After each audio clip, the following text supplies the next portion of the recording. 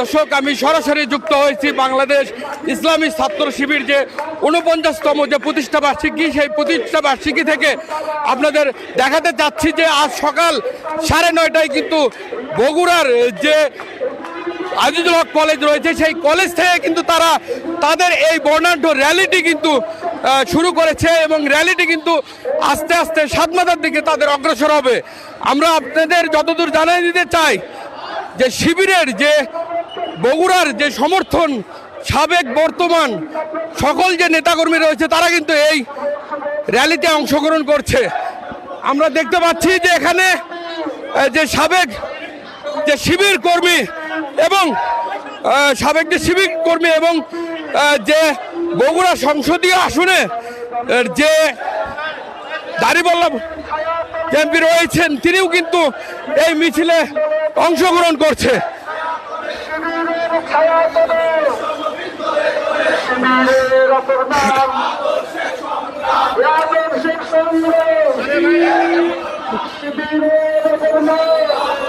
দর্শক, দেখছেন যে বাংলাদেশ ইসলামী ছাত্র শিবিরের যে ৪৯তম প্রতিষ্ঠা বার্ষিকীর যে র্যালি, সেই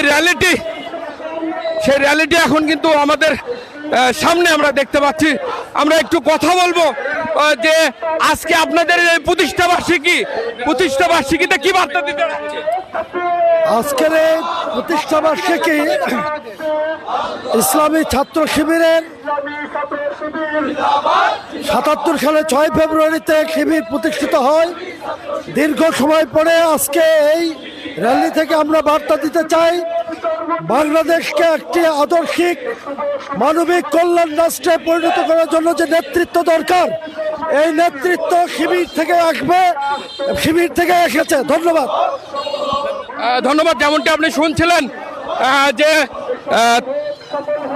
আমি আরো একটু কথা বলবো, যিনি মেহমান রয়েছে কেন্দ্রীয় যে মেহমান, সেই মেহমানের সঙ্গে কথা বলবো। আসলে তিনি